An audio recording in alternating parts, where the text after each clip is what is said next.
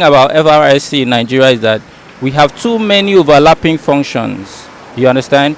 If you go elsewhere, maybe abroad, all of these are police functions. So they should just be particular about advocacy. Arm carrying and ammunitions should just be an exercise function of the Nigerian police. If people go around with their cars or if they don't drive safely, what offense have they committed that should warrant arms? It doesn't call for arms. Are well trained in this country to even know how to use it. That is number one thing. So are you giving them the arms? Have you trained them? That is number one question. It's not about giving it to them. Do they know how to use it? You understand? Meanwhile, somebody might want to defend him or herself because they've been giving them and they might just release it. I think it's a welcome idea for road safety to be carrying arms on the road. What are they fighting for? What are they defending? What are they defending on the route? They are just there, armless men. They are there to save people, and that was the purpose of road safety, controlling the accident on the route. Why are they going to use a weapon or gun to control the accident on the route? So I don't think it's a welcome idea. Such an idea should be kept aside. Then, if that is the case, the Red Cross supposed to have their guns. They even go to war zone. They go to war zone. Supposed to be given So every civilian, every Nigerian, like me, I'm a security conscious. I'm supposed to have my gun in my house so that I use it to protect my area. So I'm living in Calabar South. You know what Calabar South local government means? So I'm supposed to have my gun in order to protect my area. So that is why let them just, if the idea is to give the road safety gun, let them give every Nigerian's gun. Everybody, in fact, the first budget should be AK-47 for everybody. There will be orderliness. That's all.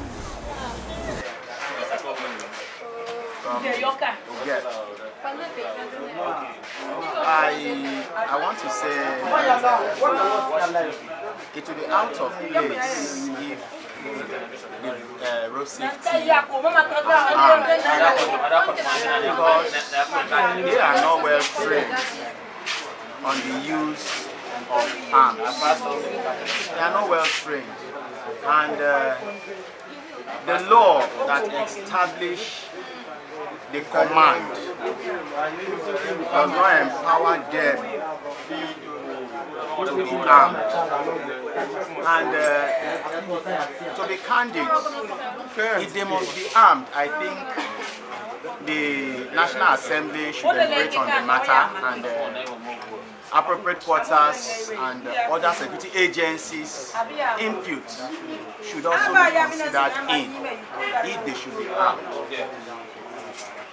If the government go ahead to arm them, which means it is an aspect of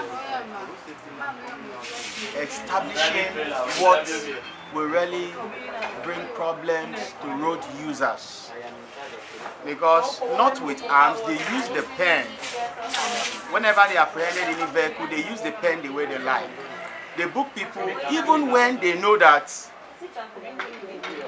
the fault, they default you, and they even tell lies upon that, not minding what they are going to put on paper. And they use the pen so powerfully to intimidate road users by booking you, and in fact they can just come up and decide to book you reckless driving, which is about the 50,000 naira, just with the pen, not with a gun. They use the pen to intimidate road users. Now when you give them, when you arm them, I don't know how it will be that even with the pen we are afraid of them. I feel free to run away from the road safety and run into the arms of a police officer, because the police officer will treat me with all amount of consideration, but not with the road safety. The road safety with the pen, not with gun. I fear them. Not to talk about arming them with gun this time around, which means they are going to encourage everybody to go on arm. Because if you arm them be ready, be very sure that drivers will arm themselves. I mean, somebody you feared ordinarily with a pen, that when he bring out his charges and want to book you, you tremble because you say, I don't know what this man will be booking me for. I don't know. And at most cases, we beg them, say, oh God, please book me what I'll be able to pay. With the pen, we are afraid to that extent. So I wonder what the federal government is thinking to wanting to empower them with arms. Or even as you have said, they've already been empowered with arms. So it is really out of place, and it is really going to bring this nation into cure. Federal government to arm road safety, to support them with arms. Because there's something that happened once, even in this Calabar, when they are on this mobile court. They go on mobile courts and attach to civil defense. And the civil defense were holding a gun. So one of our driver was going back to Uge, from Calabar here to Uge. So it happened that they were busy walking. Before they could saw him, just so sudden, they want to break him. A car is something that you cannot just break in and match break and stop the same place. Before he tried to stop, they ordered the civil defense to shoot on that driver's tire. They shoot on that tire.